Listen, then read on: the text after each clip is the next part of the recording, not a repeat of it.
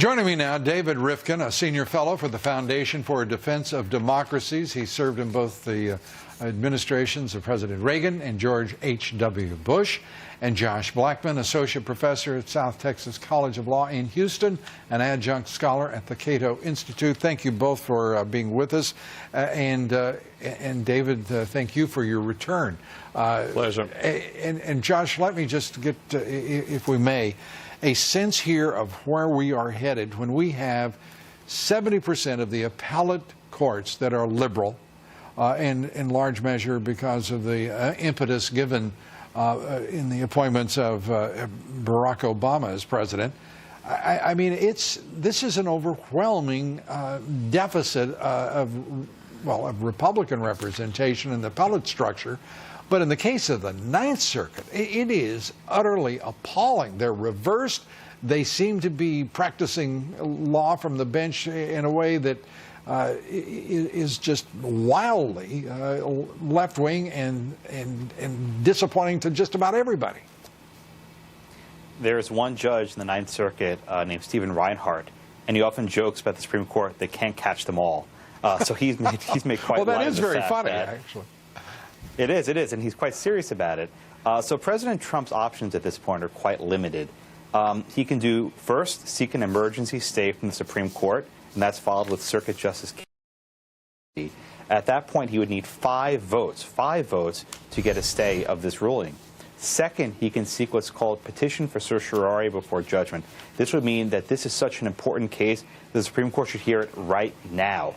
But the problem with either of those approaches is he's down to 8, and Justice Gorsuch will not be on the bench by the time either of those happens.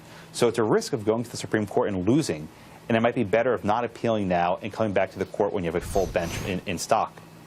And David, do you have a sense of what the Trump administration might propose to do in that case? Well, George is right. There are 2 options. There are a couple more options. The administration can just decide to gain time and allow this to return back to Judge Robart, not because they're going to get any good shake from him, but just to stretch it out for a couple of months and then take it up to the Supreme Court once Judge Gorsuch has been confirmed. Or the administration can do something quite different. They can withdraw this order. They can write it in a way that sidesteps some of the portions of this decision. I don't know which way they're going to do it, but I want to say one thing for the benefit of the viewers. This is not about this executive order anymore, as important as it is. This is about a fundamental assault on the separation of power, unprecedented aggrandizement of judicial authority in violation of established case law that frankly strikes not only at President Trump and this administration, but both political branches. That is enormously dangerous. And to that point, you say it's no longer simply about the executive order. It's also, in addition to the aggrandizement of the judiciary, which is obviously not foreseen in the structure of our Constitution, it is also leaving the nation vulnerable to a national security threat, while as the court has made this ruling. And that might limit, might it not, Josh, the option that David has proposed here, which is to wait it out because American lives, quite frankly, are at risk. One of the most remarkable things about this opinion was the judges actually said the government has provided 0 evidence that anyone from these 7 countries have perpetrated an attack on the United States. Not that they were suspects or they were arrested, that they perpetrated an attack. So the opinion basically said, unless you can show that someone from one of these 7 countries actually engaged in an act of terrorism, that will not be adequate to justify the ban. That's a remarkable assertion of a judicial statement. That's remarkable. It is remarkable, and it's also bizarre because that would be effectively saying to all of our intelligence agencies that you have concluded that there is a risk of a date certain in a way in which Americans will be killed, our property destroyed in a terrorist attack, but dismissing it because it hasn't occurred yet. David, that's exactly that is true. But that's bizarre.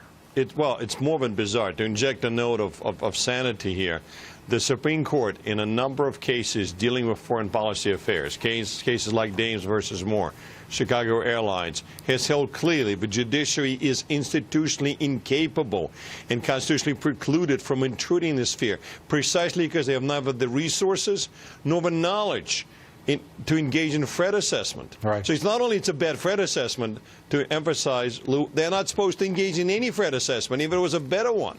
Yeah, And even I'll if give you one yes, better. go ahead, Josh.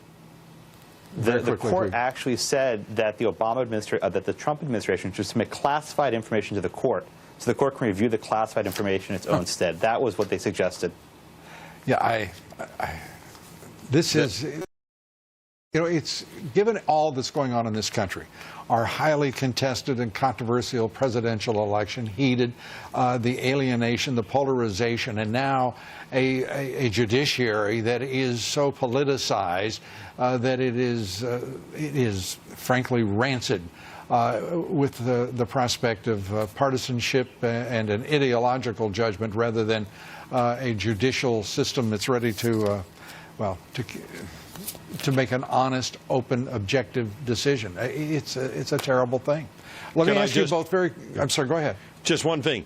If this logic was applied before, the decisions of exactly the same nature by the previous 5 presidents all would have been set aside. President Obama, right. President Clinton, President Reagan, both Bushes. The fact that we have people who challenge this decision just indicates nothing more than rampant use of lawfare, which is, I'm a lawyer, but law is law. Lawfare is an entirely different animal.